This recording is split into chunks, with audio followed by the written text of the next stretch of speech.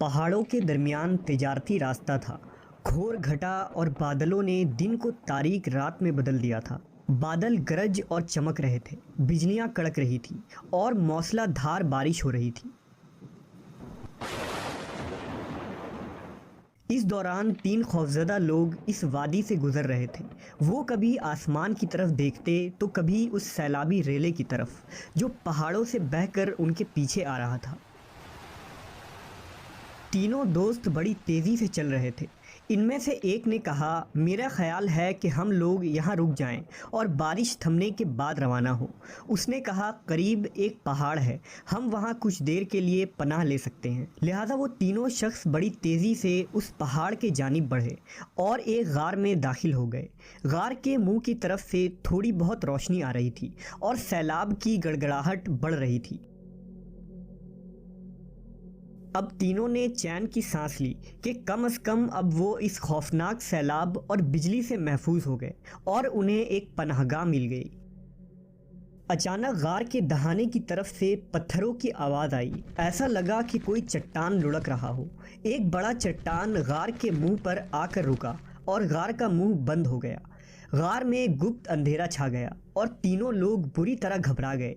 पहले तो उन लोगों ने चट्टान को धकेलने की कोशिश की, मगर ये चट्टान इतना बड़ा और भारी था कि 100 लोग भी मिलकर अगर उस चट्टान को धकेलते तो ये हिल ना पाता। और इस सूरत हाल में अल्लाह के अलावा अब उन्हें कोई भी निजात नहीं दिलवा सकता।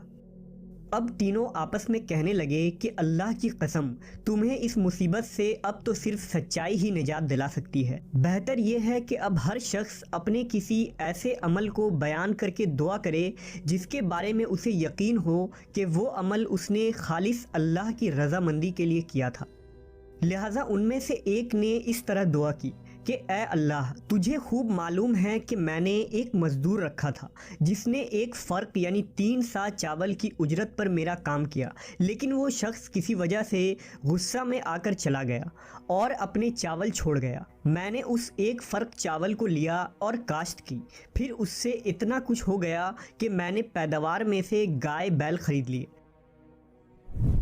इसके बहुत दिन बाद वो शख्स मुझसे अपनी मजदूरी मांगने आया। मैंने कहा, ये गाय बैल खड़े हैं, उनको ले जा। उसने कहा, मेरा तो सिर्फ एक फ़र्क चावल तुम पर होना चाहिए था। मैंने कहा, ये सब गाय बैल ले जा, क्योंकि ये उसी एक फ़र्क की आमदनी है। आखिर वो गाय बैल लेकर चला गया। ए अल्लाह, अगर ये ईमानदारी मैंने सिर्फ तेरे डर से की थी तो गार का मुंह खोल दे। दूसरे ने इस तरह दुआ की कि ए अल्लाह, तुझे खूब मालूम है कि मेरे माँ बाप जब बूढ़े हो गए थे तो मैं उनकी खिदमत में रोज़ाना रात में अपनी बकरियों का दूध लाकर पिलाया करता था। एक दिन इत्तफाक से मैं देर से आया, वो सो चुके थे।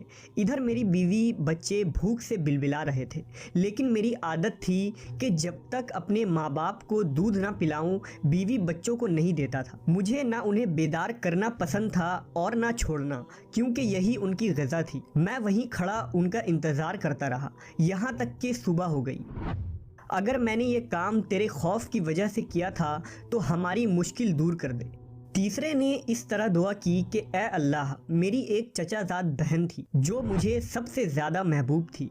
मैंने एक बार उसे ज़िना करनी चाही, उसने इनकार किया, मगर वो किसी मजबूरी में इस शर्त पर तैयार हो गई कि मैं उसे 100 अशरफी लाकर दूंगा। मैंने ये रकम हासिल करने के लिए कोशिश की, आखिरकार मुझे मिल गई तो मैं उसके पास आया और वो रकम उसके हवाले कर दी।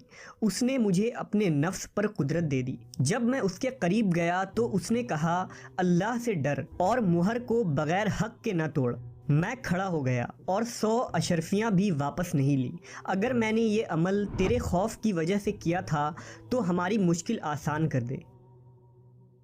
अब तीनों ने दुआ की कि ए अल्लाह, इन नेक आमाल की बरकत से हमारी मुसीबत को दूर कर दे।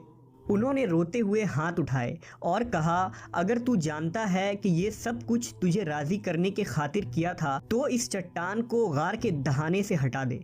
अचानक अल्लाह की कुदरत से वो चट्टान गार के दहाने से खिसकने लगी और रास्ता बन गया। उन्होंने अल्लाह का शुक्र अदा किया और खुशी से बाहर आकर सही और सलामत अपनी अपनी बस्तियों की तरफ रवाना हो गए। اس قصے کو حضرت ابن عمر نے نبی صلی اللہ علیہ وسلم سے روایت کی ہے۔ وہ 3 نیک بندے کون تھے، ان کے نام کیا تھے اور یہ واقعہ کس زمانے میں پیش آیا تھا، اس کی وضاحت تو حدیث میں نہیں ملتی، لیکن اس مختصر قصے میں ہمارے لیے بہت سے عبرت کے پہلو موجود ہیں، جن میں سب سے بڑا درس یہ ہے کہ صرف سچائی اور نیک اعمال ہی ہمیں مصیبتوں اور آزمائشوں سے نجات دلا سکتی ہے۔ اس لیے ہمیں